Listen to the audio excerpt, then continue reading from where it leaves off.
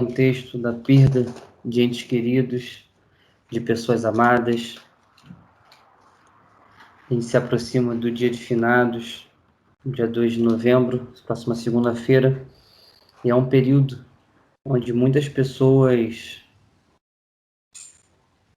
se enlutam, muitas pessoas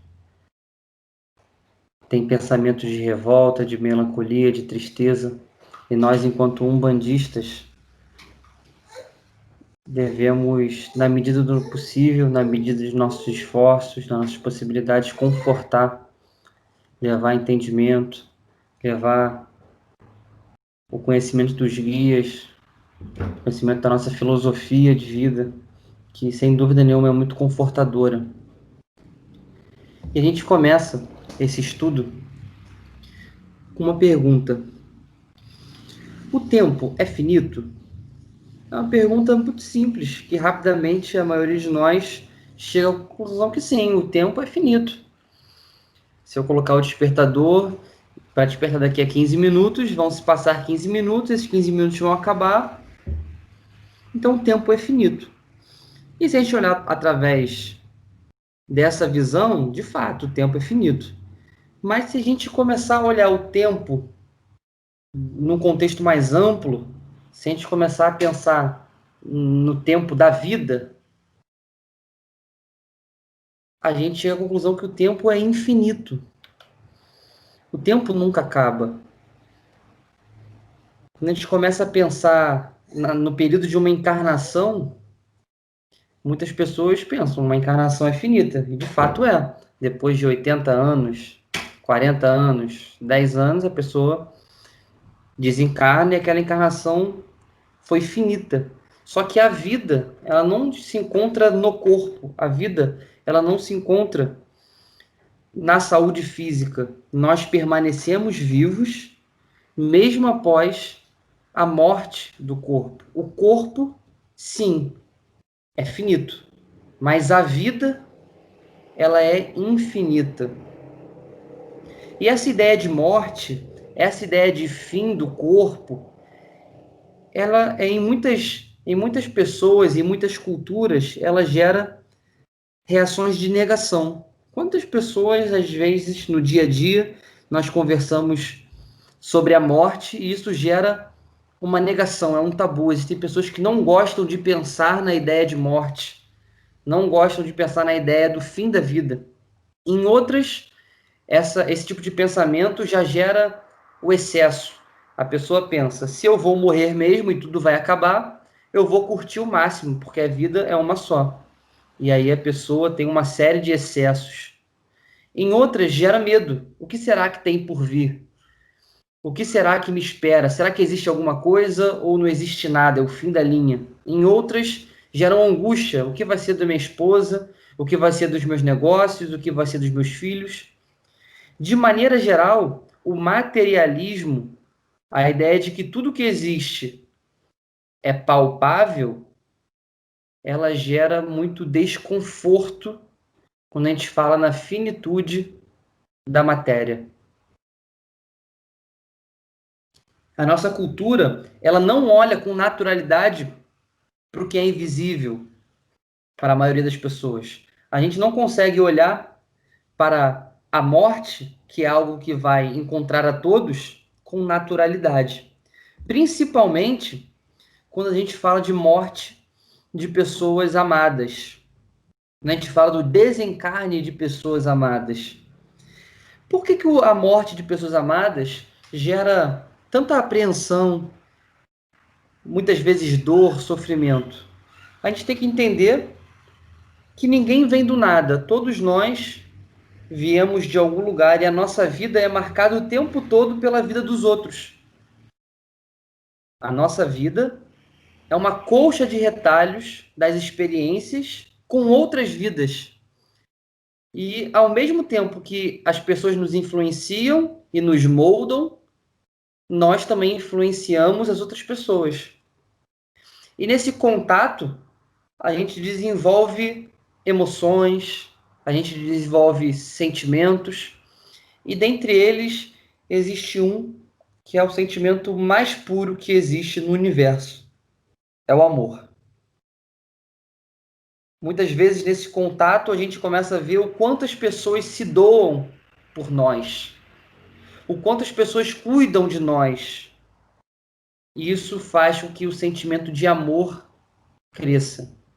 Um sentimento que não tem explicação racional. Ninguém consegue racionalizar o que é o amor. A gente consegue apenas sentir. E a gente vai desenvolvendo amor por muitas pessoas. Na maioria dos casos, aquelas pessoas que nos criaram, nossos pais, nossas mães, nossos avós, nossos tios, são aquelas onde a gente desenvolve o amor, primeiro. E ao longo da vida, algumas amizades se tornam amor, alguns relacionamentos entre homem e mulher, enfim, se tornam amor. Quando temos a oportunidade de sermos responsáveis por outras vidas, sejam sobrinhos, filhos, afilhados, esse amor chega a um outro patamar. E a ideia de que essa pessoa pela qual eu tenho esse sentimento tão puro, essa pessoa pode simplesmente desaparecer, faz com que a morte se torne algo terrível. Essa ideia de que aquela pessoa que saiu de dentro de mim daqui a 10 anos pode sumir é assustador, é terrível. Gera um sentimento de vazio, gera um sentimento de medo, de pânico. E a Umbanda, ela tem o dever moral de explicar que não é bem assim. A Umbanda é uma religião mediúnica, assim como outras, e a mediunidade é a possibilidade, é a capacidade que algumas pessoas têm de serem intermédios, de serem ferramentas entre os dois planos da vida. Porque, como eu te disse anteriormente, a vida é infinita. O que é finito é a matéria, mas a vida é infinita. Então, o médium ele é capaz de fazer esse intercâmbio entre aqueles que estão no plano espiritual e aqueles que estão no plano físico. A Umbanda, em toda gira, em toda sessão, ela acaba com aquelas mortes. Quando a gente vai se consultar com o preto velho, com o caboclo, com a beijada, a gente está conversando com pessoas que amaram, que amam e que vão amar infinitamente, mesmo estando no plano espiritual. Então a Umbanda ela acaba com essa ideia de que a vida começa no berço e a vida termina no túmulo. Isso muda tudo. Mas é importante nós termos em mente que uma das coisas que o conhecimento da espiritualidade não consegue acabar é com a saudade, é com a dor. O que a Umbanda acaba é com o desespero. Aquele desespero de pensar que eu nunca mais vou ver meu filho, nunca mais eu vou ver meu avô, minha avó, meu pai, meu irmão. Esse desespero acaba. Mas a dor da saudade, ela permanece. A Umbanda nos ensina, os guias, os pretos velhos, que tudo tem o seu tempo e nós não podemos pular etapas. Então, naquele momento em que aquele ente querido, aquele familiar, aquele amor passou desse plano da vida para outro plano da vida, naturalmente nós devemos viver o processo de luto. É saudável. A ciência, a psicologia nos diz que é saudável viver o luto. O luto é aquele período de tempo onde nós vamos elaborar aquela situação, aquele fato. E é importante que a gente viva o luto de maneira adequada, que a gente se permita elaborar os sentimentos. Até porque a gente não vai ter mais aquela pessoa no dia a dia. Isso é um fato. A gente não vai mais sentir o cheiro da pessoa, ter a oportunidade de estar no dia a dia, no cotidiano. Isso de fato, momentaneamente, a gente não tem. E o luto nos ajuda a compreender isso. Só que a Umbanda nos diz que, terminado esse processo de compreensão, a gente tem que viver uma nova fase da vida. Porque a vida, ela continua sempre, seja no plano físico, seja no plano espiritual. Se eu desencarnar nesse momento, a vida continua. Para mim, no plano espiritual e para aqueles que ficam no plano físico. E aquelas pessoas com as quais eu convivo no cotidiano vão ter que compreender e começar a viver essa nova fase da vida. É aquela máxima da cultura popular: o mundo continua girando. Então nós devemos ter em mente que a morte é uma viagem. Aquele familiar nosso que faleceu, que desencarnou, ele foi viajar. Essa é uma comparação muito boa, porque ele continua existindo, ele continua sendo quem ele é, com os defeitos que ele tem, com as qualidades que ele tem, só que fisicamente distante de nós. E nós devemos nos adaptar nesse novo modelo de vida. Não é simples, muitas vezes é algo que se demora, mas nós precisamos continuar em respeito àquela pessoa, por amor àquela pessoa. Aquele ente querido também nos ama e continua nos amando. Então, por amor, nós devemos continuar tocando a vida. A morte, ela não existe. A morte não é o fim de tudo. Ela existe como uma passagem do plano físico para o plano espiritual. E isso deve ser olhado com naturalidade. A vida é infinita. Certa vez, Chico Xavier, numa reunião mediúnica de atendimento à população, um grande empresário de São Paulo, no auge do desespero, no auge da dor, aquele que era materialista, foi até a reunião de Chico Xavier para tentar de alguma forma encontrar consolo. E ninguém sabia, apenas ele e a esposa, o que tinha acontecido. Eles tinham perdido o filho, o único filho deles.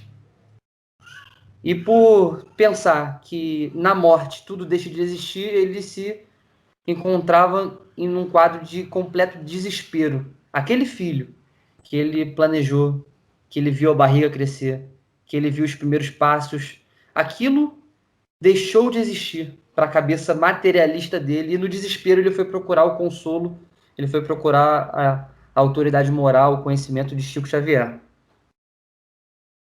E o seu filho teve merecimento, e o pai e a mãe também merecimento, de receber uma comunicação mediúnica. Então aquele filho, aquele adolescente, escreveu uma carta através de Chico Xavier e revelou algo que era um símbolo do desespero. Aquele pai, tão desesperado pela perda do filho, todos os dias, no auge da madrugada do seu desespero, ele invadia o cemitério e dormia no túmulo, em cima do túmulo do filho. Ele dormia no caixão do filho, em cima da lápide, pensando que o filho dele era aquela matéria orgânica que estava ali. E através da mediunidade abençoada de Chico, o filho disse para ele: papai,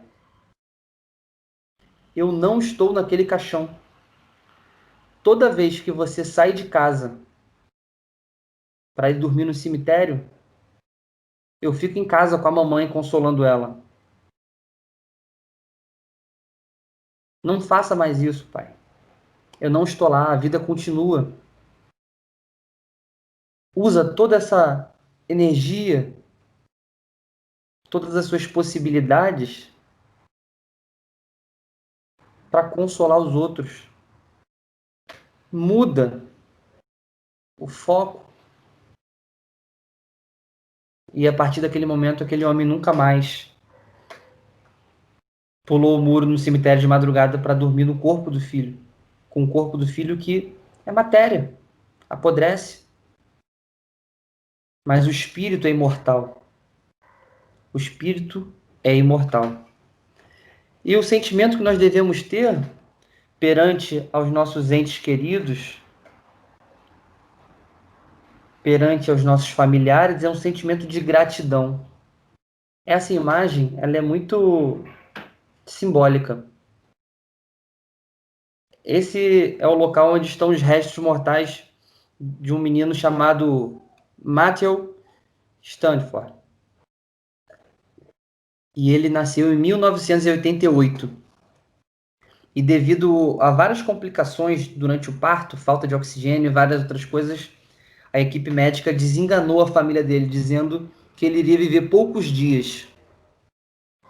E o pai e a mãe poderiam se revoltar contra Deus, poderiam ter qualquer sentimento de frustração, de tristeza, pensou, e adotaram para o estilo de vida. Vamos aproveitar o tempo que Deus nos está dando na presença dele. Sem pensar se é dias, se são horas, se são meses, se são semanas, vamos viver e agradecer essa oportunidade. E o menino viveu 11 anos. Aquele que queria viver dias viveu 11 anos. E esses 11 anos não foram fáceis. Uma provação encarnatória muito difícil. Ele era cego, ele tinha diversas deficiências motoras. E no dia que ele foi enterrado, o pai pediu para construir essa estátua no seu túmulo. E disse que agora a alma do filho dele era livre. Não estava mais limitada pelo vaso físico. Agora ele era livre. E ele sentia muita gratidão por cada dia daqueles que a princípio eram poucos dias e viraram 11 anos, que ele teve a oportunidade de conviver com o filho dele. E é interessante porque esse pai nos deu uma lição incrível.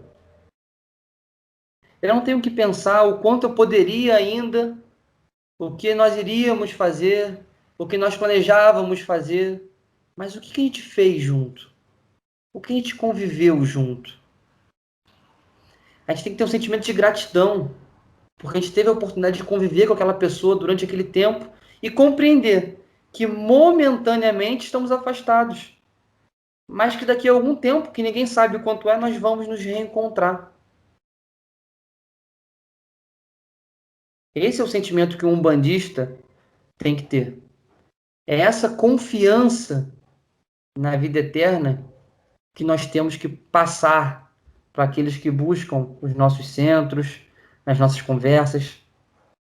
Porque isso que a gente está conversando agora pode ser muito óbvio para a gente aqui. Pode ser uma certeza para muitas pessoas, mas para muitas outras não é.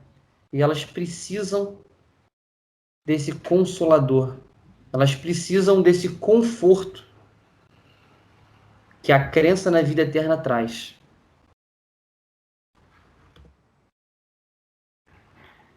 Porque a vida, como a gente disse desde o início, ela nunca acaba. A vida física e a vida no plano espiritual são dois lados da mesma moeda. Hoje somos idosos, amanhã seremos criança de novo. Porque o Pai, Zambi, quando nos criou, ele nos criou para sermos perfeitos. E ele nos dá todas as ferramentas para, ao longo do tempo, alcançarmos isso. Então nós encarnaremos e reencarnaremos, e no plano espiritual, e durante essa caminhada eterna nós vamos sempre aprender, crescer, evoluir.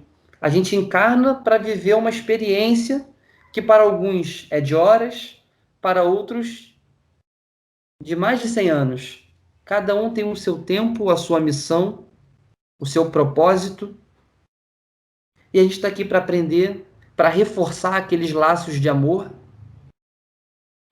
para desfazer laços de compreensão, laços de raiva.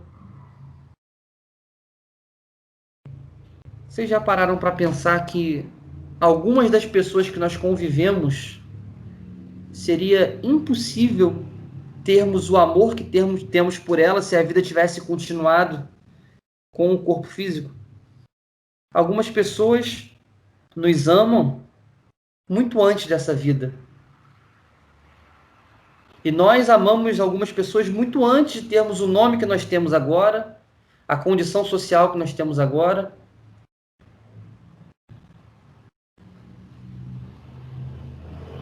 Essa frase, ela está escrita na lápide de Allan Kardec.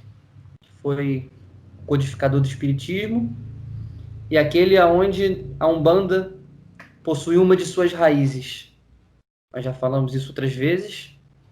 Nós bebemos em 4 fontes. Nos cultos indígenas, temos influências católicas, influências africanas, influências do espiritismo. E na lápide de Allan Kardec está escrito: nascer, viver, morrer, renascer ainda e progredir sempre. Tal é a lei. Nós iremos viver para sempre.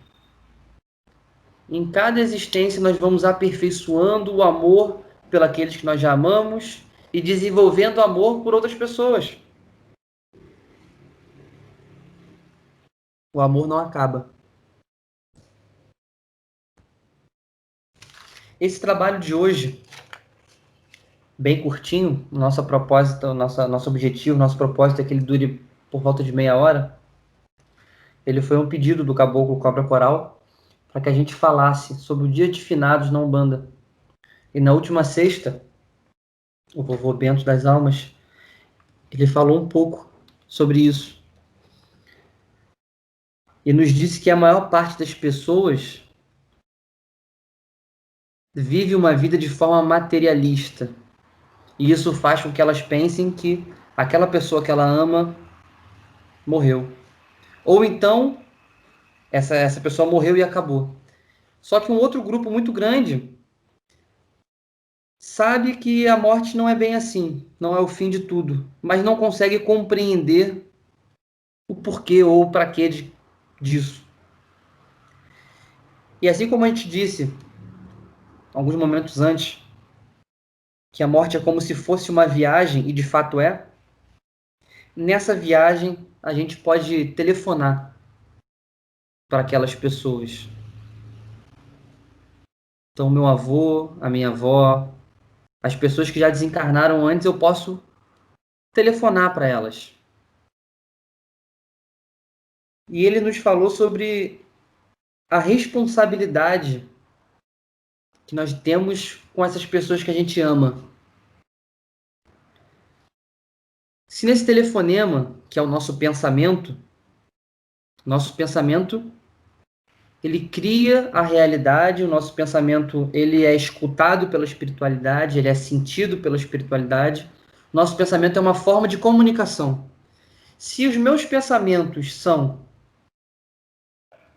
de revolta, coisas do tipo, por que você me largou? Por que você se foi? Ou então coisas que são impossíveis de volta. Muitas pessoas, como a gente disse, são imobilizadas pelo desespero e clamam para que aquela pessoa volte. Porque a gente sabe que é impossível. Uma vez que a vida do corpo físico se extinguiu, não é possível mais voltar para aquele corpo físico naquelas condições.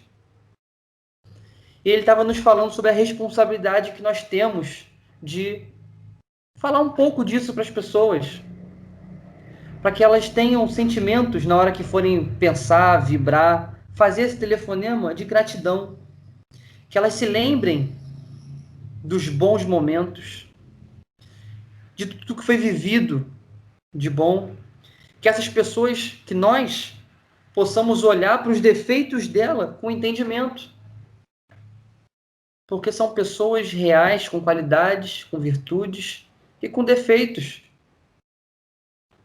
Então, nesse dia 2 de novembro que se aproxima, que a gente possa, cada um do seu jeito, aconselhar aqueles que sofrem tanto com isso, que a gente possa pedir às almas benditas, aos pretos velhos, que levem consolo aos que ficaram e aos que foram.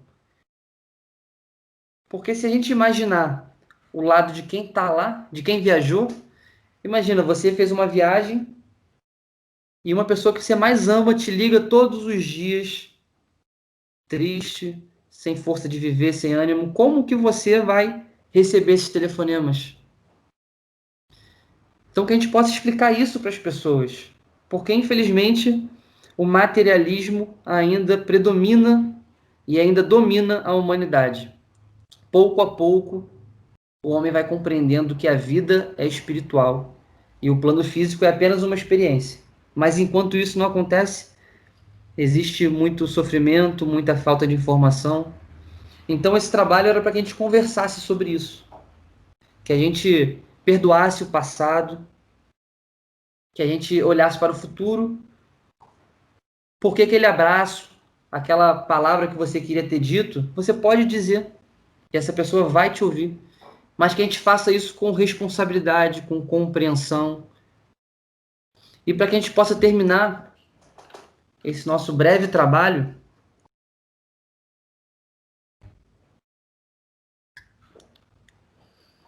a gente não podia se furtar de falar de Jesus e reforçar o caráter cristão, fraterno que a Umbanda possui. Falar de perder um ente querido, todos sabem que perder um filho é a maior dor que se pode sentir moralmente. Não precisa perder um filho e passar por essa experiência para imaginar isso. E não tem como a gente não falar de Maria. Maria foi a única pessoa que acompanhou Jesus da manjedoura ao topo da cruz. E o coração de Maria viveu experiências que eu acho que ninguém conseguiria viver como ela, um espírito maduro, conseguiu lidar. Logo após a gravidez, a descoberta de estar grávida, tem que fugir da sua terra porque o seu filho seria morto. Então, o coração de mãe e de pai, que são os corações que mais amam nesse mundo, sentiram a angústia de perder aquele filho e fugiram da sua terra, sem saber para onde ir, seguindo a espiritualidade, tendo fé na estrela que os guiava. E foram ter Jesus numa manjedoura humilde. E logo nos primeiros anos de vida compreenderam que o filho deles não era só deles. Jesus, desde muito pequeno, nos diz, vários espíritos nos dizem, através da mediunidade de Chico Xavier e de tantos outros médiuns, desde pequeno Jesus já mostrava que ele era o Cristo, Oxalá, o Espírito puro que governa a terra. E a mãe, Maria, observava tudo isso. Quando da vez que dois assassinos estavam na sala da sua casa e o seu filho conversando com eles, falando sobre correção moral, uma criança, para dois adultos. Quando Jesus era pequeno, visto conversando com os doutores da religião de seu tempo. Então o coração de Maria experimentava as alegrias e as angústias de ser mãe do Cristo. E na boda de Canaã, primeiro milagre de Jesus, transformando água em vinho, ela deve ter sentido a certeza absoluta daquilo que ela vivia há 30 anos. Ele não é só meu. E milagre em milagre, ela vai percebendo isso. O seu filho é capaz de curar com as mãos. O seu filho é capaz de curar com o olhar. O seu filho é capaz de fazer mortos, pessoas que moralmente estão mortas, voltarem à vida. E hoje eu sou pai e eu consigo compreender o medo que ela deve ter sentido disso. Porque o mundo de 2000 anos atrás não é muito diferente do mundo de hoje. E ela deve ter sentido medo do que poderia acontecer com o filho. Mas como diz uma frase muito sábia, os filhos não são para nós, são para a vida, são do mundo. E ela confiou em Deus mais uma vez, até que o seu filho foi preso. Aquele que curava todos, aquele que sabia tudo, foi preso e estava sendo torturado. E nada fez. Ele se resignou, ele aceitou aquela situação. Aquele que é o governador espiritual da terra, que ocupa o nível de Oxalá, respeitou o livre-arbítrio daqueles que não sabiam o que faziam.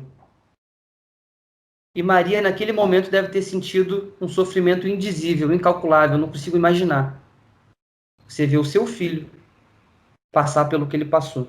E nos diz Humberto de Campos, através de Chico Xavier, que ela vai seguindo Jesus na Via Crucis e era consolada por algumas amigas quando ela vê o jovem João Evangelista, que devia ter por volta de 14 anos. De 14 a 17 anos, seguia Jesus já há 3 anos, e João abraça Maria, olha para ela e não sabe o que dizer. E eles vão seguindo Jesus na Via Crucis até que Jesus é colocado na cruz. E naquele momento, Humberto de Campos diz que João abraça Maria e Maria olha para a cruz, mas ela não está vendo a cruz. Ela está lembrando do seu filho dizendo sobre Deus aos pescadores. Ela está lembrando do seu filho pequeno na carpintaria do pai. Ela não quer fixar a sua mente naquele sofrimento. E ela vai vagueando pelos 30 anos, pelos 33 anos que ela teve a oportunidade. Porque para Maria, Jesus não era o Todo-Poderoso, Jesus era o filho dela. E Jesus ainda encontra forças para dizer: mulher, aí está o teu filho. Como que falando: mãe, eu vou, mas você não fica sozinha. João está contigo. João precisa de você e você precisa dele. Nessa passagem do Evangelho, a espiritualidade estava nos dizendo que nós nunca estamos sozinhos, nem espiritualmente e nem materialmente. Então, se aquele ente querido foi, nós vamos encontrar apoio, uma porta vai se abrir, a gente vai encontrar conforto e consolo para conseguir viver o tempo que nos falta. E Maria saiu dali, abraçada por João, e nos diz a espiritualidade que foi para a cidade de Éfeso, numa casinha muito humilde. E Maria poderia ter se revoltado, poderia ter se entristecido, ter morrido de desgosto, mas não. Ela tinha um profundo sentimento de gratidão por ter vivido aquele tempo com o filho. E em honra e respeito à obra dele, ela foi pregar o seu evangelho. Ela foi atender os necessitados. E Humberto de Campos nos diz que ela era conhecida como Mãe Santíssima, como a Mãe Poderosa, porque através da autoridade moral dela, ela conseguia fazer com que as pessoas se auto-perdoassem. Com os conselhos daquela que passou por tudo isso, era quase que irresistível continuar arredio, agressivo. Então Maria, ela tinha a capacidade de tranquilizar, de serenar as pessoas. E ela atendia todos os dias dezenas de pessoas que iam pedir para ela conselhos, pessoas que ela e João iam fazer curativos. E os anos foram se passando e a saudade do filho crescendo. A saudade de Jesus crescia. Porque por mais que ela soubesse que teu filho estava vivo e que um dia ela iria reencontrá-lo, a saudade, ela permanece. E a idade foi avançando e um dia Maria, bem velhinha, já tarde da noite, batem à porta dela e é um mendigo, mais uma pessoa pedindo conselhos, pedindo ajuda. Ela abre, atende aquela pessoa, lhe oferece água, e aquela pessoa traz um capuz à cabeça, e aquela pessoa não pede nada a Maria. Aquele mendigo começa a falar do Evangelho, começa a falar do reino dos céus. E Maria começa a se relembrar na memória do parto na manjedoura, da infância, até mesmo da cruz. Maria começa a se relembrar e seu olho se enche de lágrimas. E Maria não sabe o que está acontecendo, uma sensação muito estranha lhe toma. E ela se ajoelha aos pés daquele mendigo e beija as mãos. E Jesus traz propositalmente as marcas dos cravos nas mãos, fala: levanta-se, mamãe, porque o meu pai te chama, e é da vontade dele que no teu reino você seja a rainha dos anjos. E Maria abraça Jesus e desencarna. Aquele abraço que ela esperou décadas, esperou muitos anos para dar. Ela dá em Jesus e sobe aos céus. Então, nessa noite, que nós possamos absorver as lições de Maria, que nós possamos colocar a nossa dor, a nossa saudade num local em que ela fique ali, quietinha. A gente não tem que tentar esquecer, a gente tem que compreender essa dor, essa saudade e fazer que os anos que a gente fique aqui sejam anos que favoreçam esse encontro em felicidade, porque esse encontro vai acontecer. E Maria sabia disso, e aconteceu. Então nós vamos abraçar aqueles que se foram, nós vamos beijar aqueles que se foram, nós vamos sentir o cheiro deles. Só que enquanto isso não acontece, que nós tenhamos gratidão pelo que vivemos, que nós tenhamos responsabilidade com as nossas ações, com os nossos pensamentos, e que a gente vibre energias de amor, de esperança, de alegria para esses entes que continuam nos amando. E essa era a nossa proposta da noite.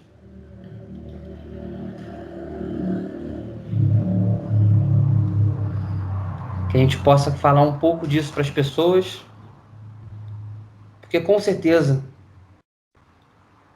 a gente conhece alguém que não lida bem com isso, que a gente possa consolar, assim como Maria fazia.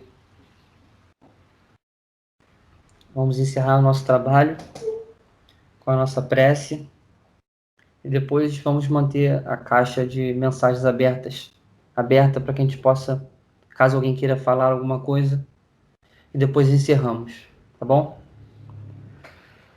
Então levamos nosso pensamento a todos aqueles que estão angustiados nesse momento, que nós possamos elevar os pensamentos a Deus para que essas pessoas possam ser consoladas, que todas as falanges de Iemanjá, de Oxum, que trabalham em nome de Maria, possam lavar os corações, consolar essas famílias, que as santas almas benditas possam nos dar a paciência, a alegria de viver e, sobretudo, a fé na vida eterna. Pai nosso que estás nos céus, santificado seja o vosso nome, venha a nós o vosso reino, seja feita a vossa vontade, assim na terra como no céu. O pão nosso de cada dia nos dai hoje, perdoai as nossas dívidas, assim como nós perdoamos aos nossos devedores. E não nos deixeis cair em tentação, mas livrai-nos do mal. Amém.